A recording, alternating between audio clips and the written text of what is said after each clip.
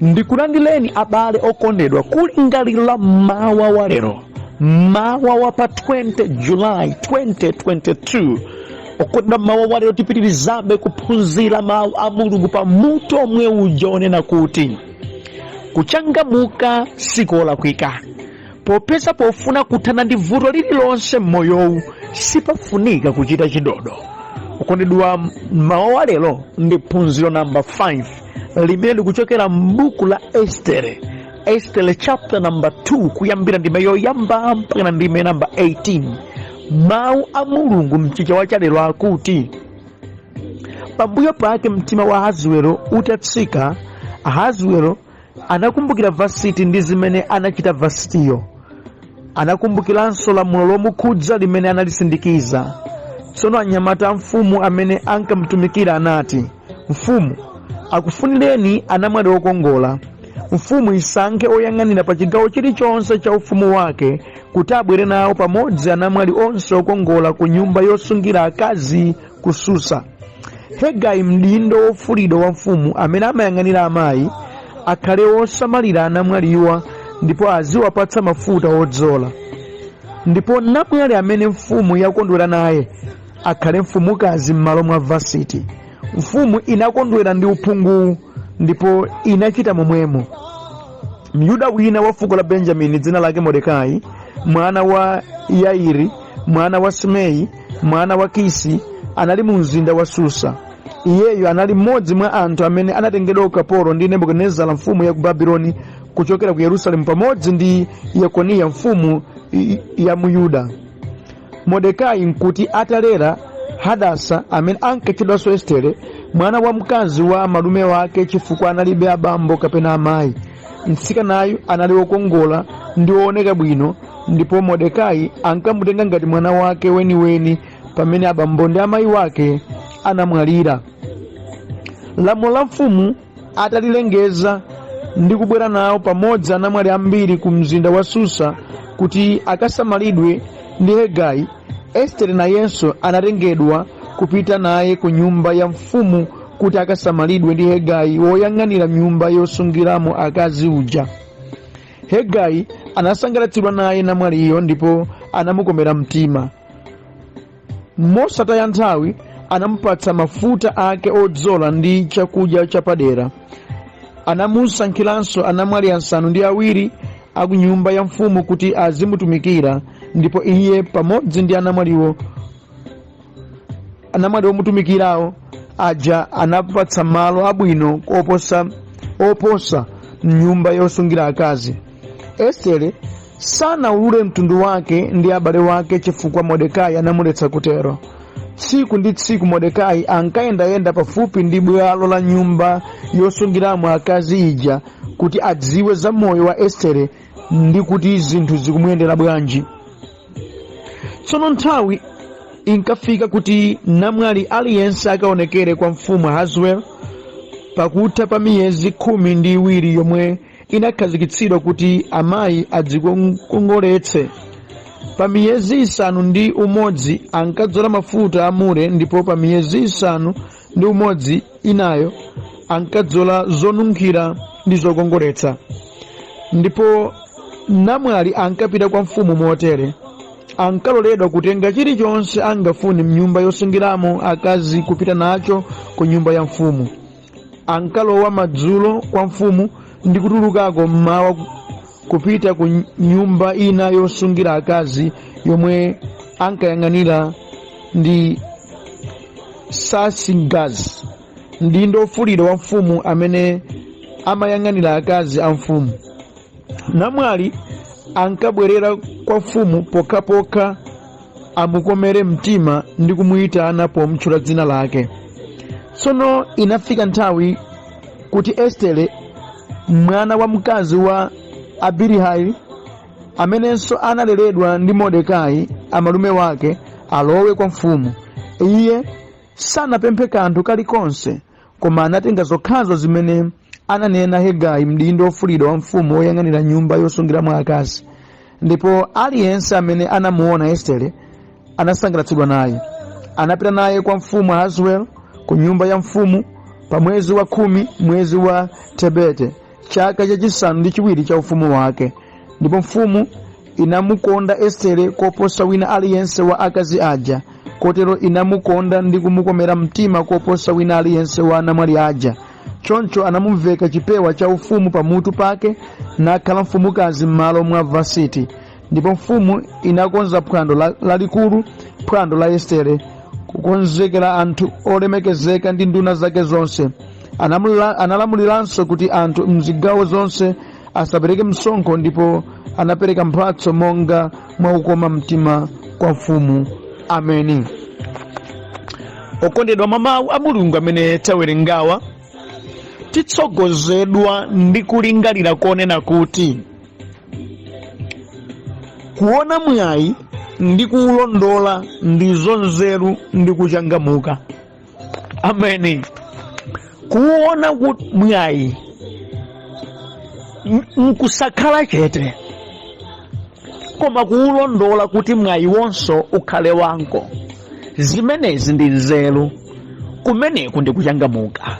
Okondedwa, tili m'masiku amene anthu ambiri adakhazikitsa kuti ine tuzanga zidzandipeza. Mwayi chingakhale atatsegula maso nkumaona mwayi, kwa iwo mwayi uja amautenga wopanda ntchito, popeza adadziuza kuti zanga zidzandipeza. Ndimati ndikuzeni ukuku nkugona, iti tinditulo. Kuchangamuka ndiko kuti mukaona mwayi olingana ndi zimene zifuna inu, chonde ulondoleni, utsatireni. Kumeneku ndi kuchangamuka. Musamavomereze kunena kuti zinthu zimene zikadakuthandizani, zinthu zimene zapatsidwa kwa inu, mwayi wina uliwonse umene Mulungu akukonzerani, mudziulola udzipita, inuyo nkumasautsidwabe, nkumavutikabe, nkumadziuza kuti zanu zidzakupezani. Ayi, maganizo anu sali bwino. Changamukani okondedwa. Ameni. Okondedwa, osamangokhumata nkumangopemphera kudikira chozizwa chobwera chokha. Ayi, mudziyesanso kusaka mwayi moyenerera ndi modzichepetsa. Ndikukambanirira ana a Mulungu amene mumapemphera, osamangokhumata ndikumangopemphera mwayi wonse kumauona koma osachita kena kalikonse. Inu kumangopemphera nkumanena kuti chozizwa tsiku lake chidzandipeza, tsiku lina ine ndidzaboleza ndithu, koma no mwayi osaulondola mwina mulimonse. Ayi, kuteroko nkugona, nkusachangamuka, nkupanda nzeru. Koma chofunika kuti muchite, choonetsa nzeru, choonetsa kuchangamuka, ndi kuti mudziyesayesa mwayi, mukauzindikira utsatireni moyenerera, mwachilungamo, moopa Mulungu. Utsatireni ndipo muziutsatira modzichepetsa ndi modalira Mulungu kuti akuthandizani. Izi ndizo nzeru, uku ndiko kuchangamuka. Mvetseni ndithu. Ndikapendiyena ameneno mafasting ndi akumenya osati masewera, zabwino kwambiri zedi. Kudziuza mawu a uneneri akuti zanga zidzayenda, ndi kwabwino kwambiri zedi. Koma ndimati ndikuzeni, sizidzayenda ngati inuyo simuchitapo kena kalikonse. Liliponso gawo lanu ngati munthu munafunika muchite. Chisomo chimene Ambuye wakupatsani chilondoleni, chikakamileni. Mwayi umene wakupezekerani, umene ukhoza kutetsa mavuto anu, ulondoleni, utsatireni modalira Mulungu. Kudzera muzimenezo mmene chipambano chimaonekera. Ameni. Okondedwa, musamaopsedwe kuti mulipo ambiri ofuna zofanana. Ayi, osachita mantha. Nthawi zonse mudzidzikumbutsa kuti chisomo nchosiyana, ndipo chauta apatsa mosiyananso. Musagwetsedwe ulesi kuti ofuna ntchito tilipo ambiri, ofuna mabanja tilipo ambiri, awonso afuna zonga ndifuna ine. Musamaopsedwe ndi kuchuluka kwa wanthu ofuna zimene inunso muzifuna. Ayi, inu muzidzikumbutsa pokhala mwana wa Mulungu kuti chisomo Mulungu apatsa mosiyana. Muzidzikumbutsa kuti Yehova ngati nkudalitsa, adalitsa banthu molekanalekana. ine ndidikira dalitso langa muchimenechi ngakhale tili kwambiri koma langa dalitso Yehova anandisungira ndipitabe kutsogolo modalira iyeyo ngati ali ndi zina za yawo inenso zanga ali nazo zikaonekera komweko opereka mchauta musamagwetsedwe ulesi ndi kuchuluka kwa anthu ofuna zimene inunso muzifuna ayi. Ameni. Kondedwa mawu amene tawerengawa Esther chapter number 2 ndimeke yoyamba ndima number 18 ikuonetsa Esther kapolo ochokera ku Yerusalemu akukhala mfumukazi mdziko la chilendo. Zidachitika nkunena kuti Vasiti adasemphana zochita ndi amuna wake mfumu Ahasuero ndi adamuchotsa. Padali gapu, padafunika pakhale mfumukazi. Bible likuti mtima wa mfumu utatsika pakupsa mtima kumene adapsera mkazi wake Vasiti, nakumbukiranso lamulo lomukhudza limene asindikizidwa kuti ayi pakati kuti mkazi wachoka mfumu ikhoza kudzisankhiranso yokha mkazi mderalo niyikwatira. Tandimvani, adampatsa uphungu anyamata wake kuti ayi monga mwa lamulo likukuvomerezani kuyitanitsa namwali wonse mdziko muno ndi kuti asungidwe naleredwe monga adzayandikira kukhala mkazi wa mfumu, ndipo tsiku lina inu mudzadzisankhire nokha mkazi amene mwakonda kuti alowe m'malo mwa Vasiti. Uphungu ufumu idakondwera nawo ndipo idalengeza anamwali wonse a mfumu uno amene ngooneka bwino akasungidwe ku Susa. Atamva chimenechi Mordekai amene amasunga Estere adaonanso ngati mwayi, ngakhale pali zotchinga zingapo. Number 1, adali akapolo, silidali dziko lawo limeneli ayi, adabwera kumeneku potengedwa ukapolo ndi Nebukadinezara mfumu ya ku Babylon. Now kwapezeka mwayi wakuti mwa akazi opezekawo wina akhoza kukhala mkazi wa mfumu. Iye adamuza Estere, Estere kuli mwayi uku, utakhala iweyo mkazi wa mfumu ife fuko lako la Chiyuda tikhoza kupeza mtendere, tidzakhala otetezeka ku dziko kuno. Ngakhale zili zovuta kutero koma undi mwayi tidalire Yehova, pita nawo. Koma chimodzi, usakatchule za mtundu wako ndiwe ndani, ukamvere zimene akakuuze, ukangotsala zimene, ndipo chisomo cha Ambuye chikakhala nawe. Okondedwa, Estere adakapezeka nawo pagulu la akazi wonse oneka bwino a dzikolo, koma iyeyo ali wochokera kudera lina adauona mwayi ndi kuulondola. Ameni. Zomugwetsa ulesi zidalipo, zomuchititsa mantha zidalipo, koma ayi ndithu ataona kuti ukhoza kukhala mbali ya mwayi wake, kuti akhoza kutenga ulamuliro ndi kupeza banja, adazitsatira. Uku nde kuchangamuka. Okondedwa ndimene ndikambe zimene Ambuye amachita samangochita munthu ali nenga pa yekha ayi. Ndikapeti anthu ambiri amene mwina amakanika kupanga ma applications, amakanika kusaka ntchito, kwa iwo amangopemphera. Abale wanga, mukaona mwaita uyesani, tayesani kupita modalira Yehova, zimachitika. Onse amadapengeza mphamvu mdziko muno nkuti ataona chida chake adayesa kuchita nawo, ndithudi adapambana. Ena pano padukambana pano ali pa ntchito imene atangomva kuti akuti kuli ntchito, iwo amafuna ntchito, adapita kumeneko.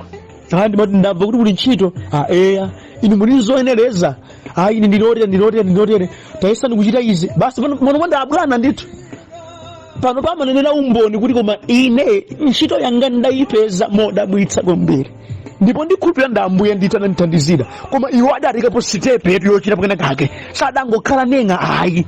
Nde inunso inde kupemphera kunkwa bwino, kusala kudya kunkwa bwino, kukwera mapiri kunkwa bwino, koma sitepeso iyi tengani nkokuchangamuka kumeneko.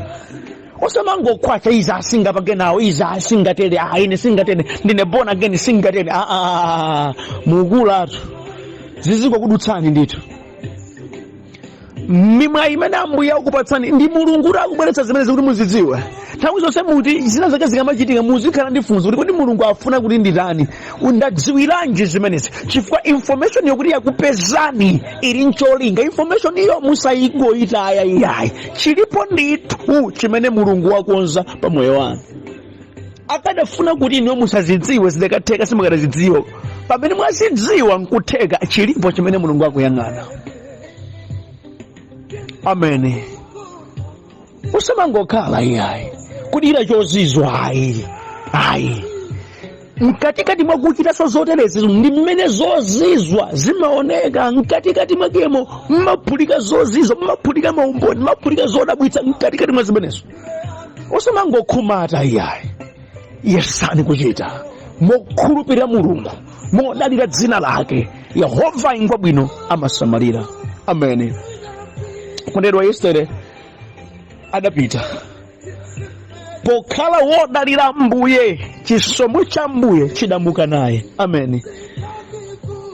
Izi ziliphunzitsa kanthu akunena kuti osamangoyesa zinthuzi manokha ayi, koma muzichita modalira mulungu. Nawo munthu wochita modalira mulungu, chisomo cha mulunguyo chimakhala naye. Nchifukwa kulimbikitsani kuti musamangolimbira ntchitoyi, musamangolimbira kukhala kudziko kumuzipempheranso. Sukulu imuchitayi ifunikanso mulungu, business mukuchita ifunika mulungu, pabanja munilipa pafunika mulungu, mukena kalikonse mungachite zifunikanso mulungu zimene. Estere atapita okondedwa, chisomo cha mbuye chidakhala naye. Oyang'anira akazi egayi adamukomera mtima, kumpatsa mafuta, kumpatsa namwe azimsamalira, kumpatsa malo ogona abwino. Chisomo chimenechi pakati pana mtindi wa anthu eni dziko minasoyezo nkutheka adali ana nduna za fumuyo nangadani zafuna zabwino, koma iye mwana wa masiya wopanda mayi wopanda baba ongolero ndi amalume ake adapeza chisomo chifukwa anali olumikiza naso ndi ambuye. Okondedwa, kulumikiza ndi ambuye nkuchangamuka chifukwa zimene iwe kasungachite mulungu amakuchitira, amakuthandizira, amakukomera mtima, zimachitika. Mkakamireni ambuye, musaopsezedwe ndi anthu okuzungulirani ayi. Chimene mwanyamula inu nchopambana. Yehova amene ali ndi inu ngwamkulu kuposa wa dziko. Yehova ali ndi inu ngopambana zedi, amachita zake nthawi ina iliyonse. Ameni. Kendukena kondedwa, Estere adakhala mnyumba yoyang'anidwa ndi Hegai ndi discipline. Samangobwebwetukapo ayi. Bible likuti malume wake Mordekai adamuletsa kuti anene za mtundu wake ayi, ingopita kangokhala zokambakamba ayi. Mukudziwa chana bale wanga, chinthu china chimene chapangitsa kuti anthu ena asapambane moyowu ndi kukambakamba. Inde zilipo zina zimene tinafunika kuti tidziwitse anthu malingana kuti mwina anthuwo pakudziwa athandizikenso, koma no discipline ndiyofunikanso kwambiri. Abale wanga ndimatini kudziwitseni, si wonse anthu amene amakondwera akamva za dalitso lanu, kapena akamva zokuchitikani, kapena akadziwa za zisisi zanu.